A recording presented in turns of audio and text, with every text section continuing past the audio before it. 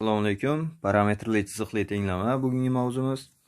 Demak, biz bilamizki, oddiy x qatnashgan tenglamalar chiziqli tenglamalar deyiladi.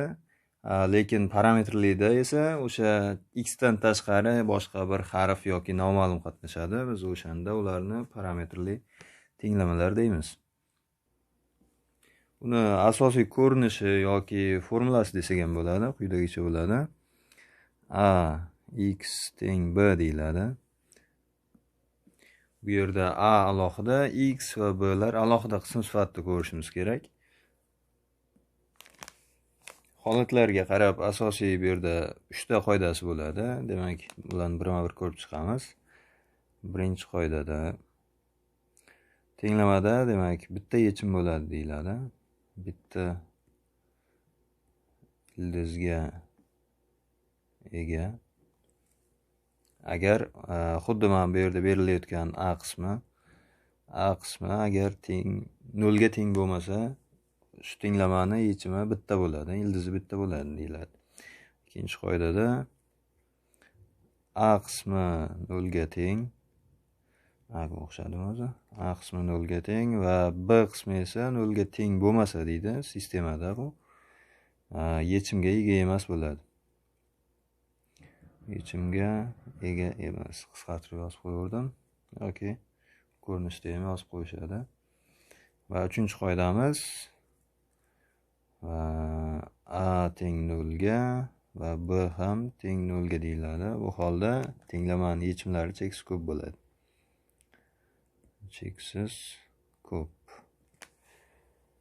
Xo'sh, hozir demak asosiy shu 3 ta qoidasi bo'ladi. Bu 3 ta qoidaga qarab biz har bir 3 ta holatga hozir bittadan misol ko'rib chiqamiz.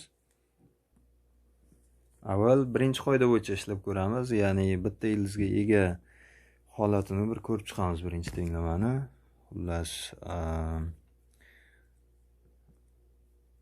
umuman birinchi qoidamizda demak a qismi 0 ga teng bo'lmasligi kerak deyildi. Bizda endi savol berilyapti. N y minus 1 teng y. Savolda aytayaptiki, n ning qanday qiymatida yagona yechimga ega bo'ladi deyapti tenglama. Avval biz bu yerda qavsdan chiqarib olishimiz kerak, ko'paytirib, demak n y minus n teng y bo'ladi.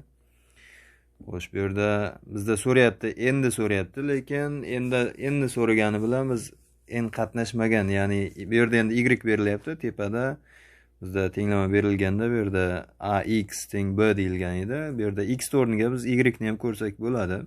X y bir xil nimada holatda, chunki ikkovi ham ildizi bo'ladi. Bu yerda lekin so'ralayotgan n esa bu o'sha tenglamani boyagi biz aytgandek parametri deyiladi.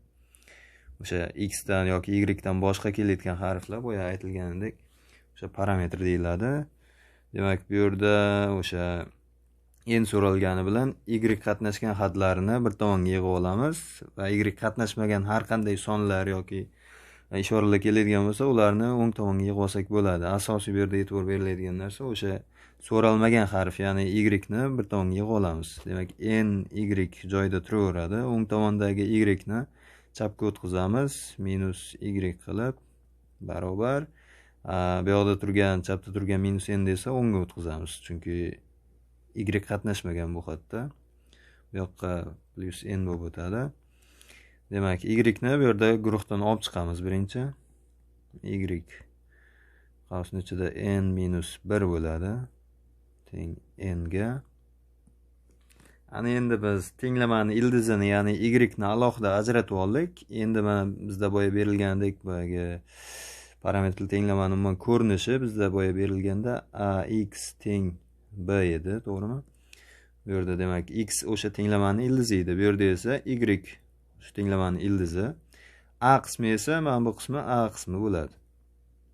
A qismi, bu qismi esa b bo'ladi. Endi bu yerda ildiz nimaga bu a ni oldiga kelib qoldi yoki orqaga kelib qoldi, farqi yo'q. Oldida turishi yoki orqada turishi farqi yo'q. Asosiysi o'sha bir tomonda bo'lishi kerak. Ildiz bilan boyagi a qismi. Xo'sh, birinchi qoida bo'yicha a qismi agar 0 ga teng bo'lmasa deyilyapti. Bu yoqda tenglamani ildizi javobi bitta chiqishi kerak bo'ladi. Demak, xuddi mana shu a qismini biz endi 0 ga teng emas deb alohida ajratib olishimiz kerak bo'ladi. Ya'ni n-1 teng bo'lmasin 0 ga deyiladi va n teng bo'lmasin 1 ga bo'ladi bu yerda tenglamada. Bu nima degani endi? Javob shu o'zi. Demak, mana bu boshida tenglama berilayotganda shu n o'rniga birdan boshqa har qanday sonni oladigan bo'lsak, bu tenglamaning javobida ildizi bitta chiqadi degan. Shuning uchun asosiysi shu birinchi qoida bo'yicha shu bo'ladi. Endi ikkinchi qoida bo'yicha ham bir misol ko'ramiz. Ikkinchi qoidamiz bilamizki, yechimga ega emas yoki bo'sh to'plam qoidasi edi. Uni ko'rinishi, formulasi qanaqa beriladi mana? Ikkinchi qoida deylik. Ikkinchi qoida. Demak, a qismi 0 ga teng bo'lsin, b qismi 0 ga teng bo'lmasin deyiladi sistemada. Demak, yechimga ega emas yoki bo'sh to'plam. Xo'sh, misol berilyapti. 2m y plus 3 teng minus m ga deyildi. Demak, m ning qanday qiymatida tenglama yechimga ega emas deyilyapti. Xo'sh, bu yerda ham m so'ralyapti. Endi biz so'ralmagan xatni yana o'sha chapga yig'ib olamizda. So'ralgan xatni va qolgan sonlarni o'ng tomonga alohida yig'ib olaveramiz. Ya'ni bu yerda 2m y joyida qoladi. Bu yoqda demak minus m, 3 bu yoqqa minus 3 bo'lib o'tadi. Xo'sh. Bu yerda bilamizki y yana o'sha tenglamani ildizi bo'ladi. Ildizi xuddi boyagi mana bu yerda berilgandek, xuddi x ga o'xshab alohida o'zi turadi. A qismi esa 2m qismi a qismi bo'ladi bu yerda. Mana bu yerda to'liq bu qismi b qismi bo'ladi. Xo'sh, bu yerda berilgan endi bu qoida bo'yicha sistema qilib ishlaymiz. A qismini, ya'ni 2m ni 0 ga tenglaymiz va b qismini minus m minus 3 ni ham endi buni 0 ga teng emas deb olamiz. Xuddi shu misolda endi sistema qilib ishlab olamiz. Demak, 2m teng 0 ni demak biz m teng 0 ni 2 ga bo'lsak baribir 0 chiqadi. M teng 0 deb olsak bo'ladi. Bunisini minus m ni tengmas deyish kerak. Chalkash yaxshi emas. Minus 3 bu yoqqa 3 qilib o'tkazib olamiz yana sistemada. Buni to'g'riroq qilib minusini o'zgartirib yo'qotsak, m tengmas minus 3 qilib olamizda. Demak, bu yerda m ga minus 3 olinmasin deyilyapti. Bu yerda esa m ga 0 olinsa bo'ladi deyapti javob sifatida. Endi bu o'zi nima degani? Demak, m o'rniga 0 javob sifatida olinsin, minus 3 esa javob sifatida olinmasin deyapti. Buni tushunish uchun bitta joyga qo'yib ko'rsak bo'ladi. Misol, boshida berilayotgan tenglamamizda bu edi. Aytaylik, m o'rniga 0 ni javob sifatida olsak, haqiqatan ham bizda tenglama yechimga ega emas yoki bo'sh to'plam bo'lib chiqadimi?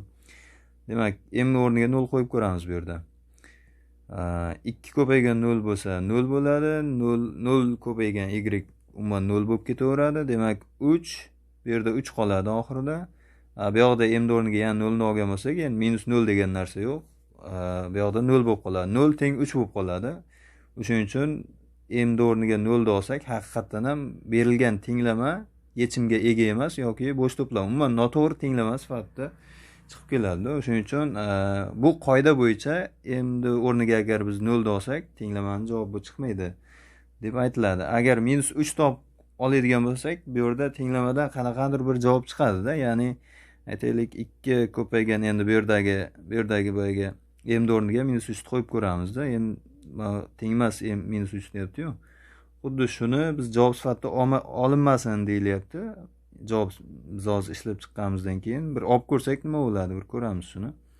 Demak, minus 3 ko'paygan y o'zi turaveradi. Bu tenglamaning ildizi. Biz bu javoblarda parametrni javob sifatida chiqarganmiz. O'shani esdan chiqarmaslik kerak.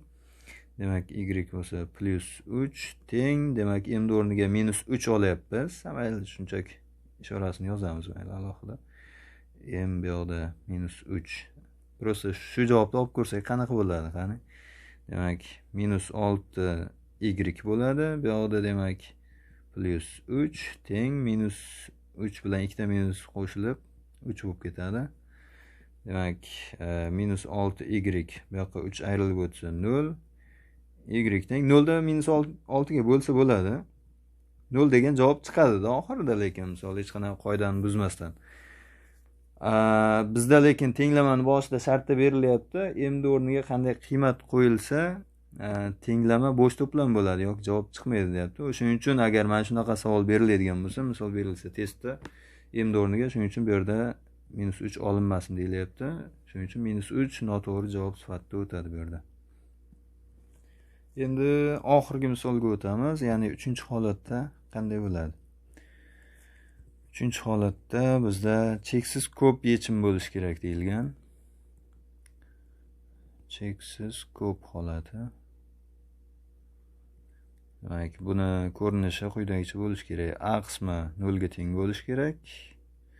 B qismi ham 0 ga teng bo'lishi kerak. Aytaylik, bu yerda endi tenglama berilyapti. Ax + 1 teng A + 2 ga deyilyapti-da. Ushbu berilgan tenglamada A ning qanday qiymatda cheksiz ko'p yechimga ega bo'ladi deyapti bu tenglama.